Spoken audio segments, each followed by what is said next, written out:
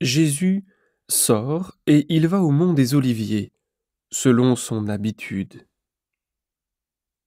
Ses disciples le suivent.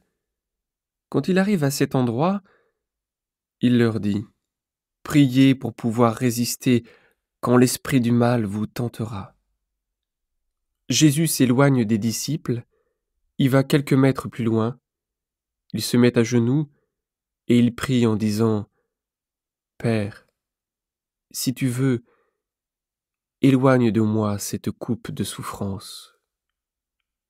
Pourtant, ne fais pas ce que je veux, mais ce que tu veux. »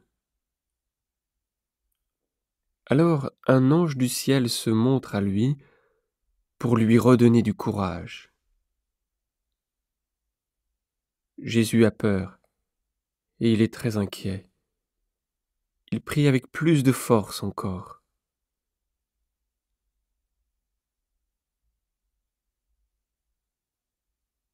Sa sueur devient comme des gouttes de sang qui tombent par terre.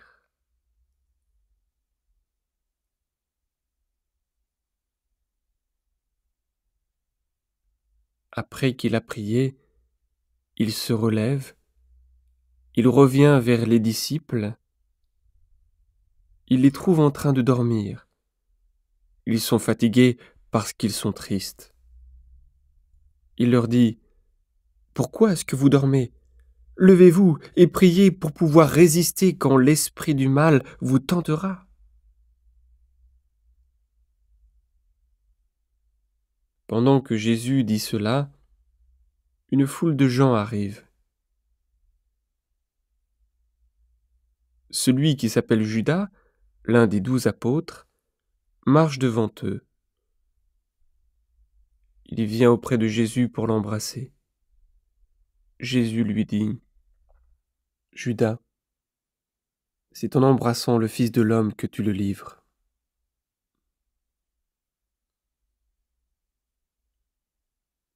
Les disciples de Jésus voient ce qui va se passer. Ils lui demandent : « Seigneur, est-ce que nous devons nous servir de l'épée ? » L'un d'eux frappe le serviteur du grand prêtre et lui coupe l'oreille droite.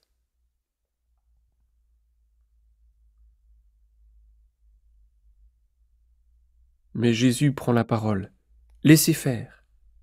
Cela suffit. » Il touche l'oreille du serviteur et le guérit. Ensuite, Jésus dit au chef des prêtres, au chef des gardes du temple et aux anciens qui sont venus l'arrêter :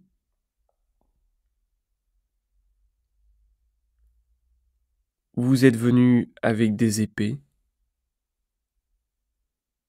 et des bâtons, comme pour prendre un bandit. Pourtant, tous les jours, j'étais avec vous dans le temple, et vous n'avez pas cherché à m'arrêter ? Mais pour vous, maintenant, c'est le moment. C'est le moment où les forces du mal agissent dans la nuit.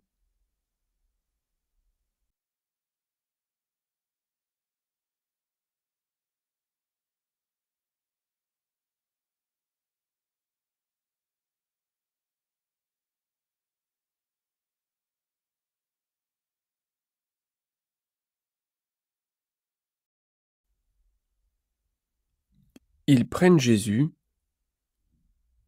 ils l'emmènent et le font entrer dans la maison du grand prêtre. Pierre les suit de loin. On a allumé un feu au milieu de la cour. Des gens sont assis autour du feu, et Pierre s'assoit avec eux. Une servante voit Pierre assis près du feu. Elle le regarde avec attention, et elle dit : « Cet homme aussi était avec Jésus. » Mais Pierre répond à la femme : « Non, je ne le connais pas. » Peu de temps après, un autre voit Pierre et lui dit : « Tu es bien un des disciples de Jésus, toi aussi. » Mais Pierre dit à cet homme, « Non, ce n'est pas vrai. » 1 heure plus tard environ, un autre encore insiste en disant, « C'est sûr, celui-là aussi était avec Jésus.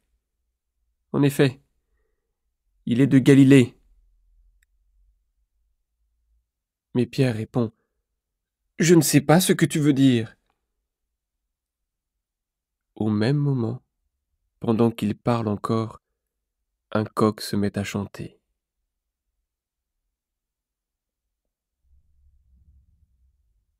Le Seigneur se retourne et il regarde Pierre dans les yeux.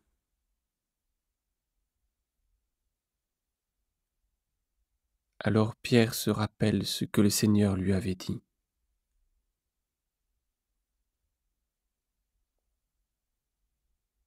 Il lui avait dit, « Aujourd'hui, avant que le coq chante, tu diras 3 fois que tu ne me connais pas. »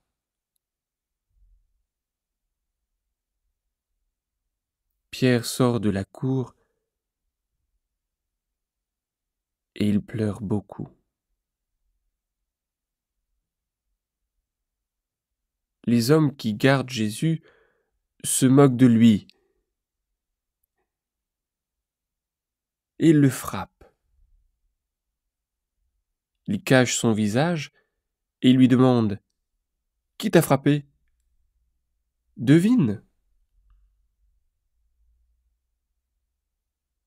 Et ils lui disent beaucoup d'autres choses pour l'insulter.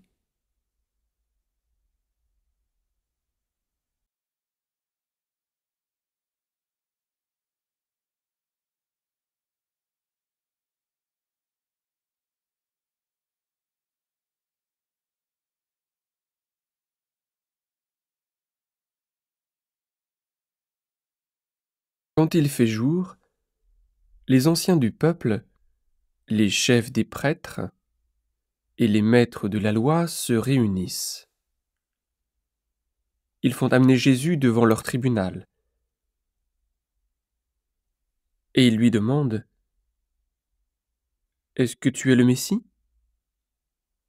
Dis-le-nous. » Jésus leur répond, « Si je vous le dis, vous ne me croirez pas ? Et si je vous pose une question, vous ne me répondrez pas ? Mais à partir de maintenant, le Fils de l'homme va être assis à la droite du Dieu puissant. »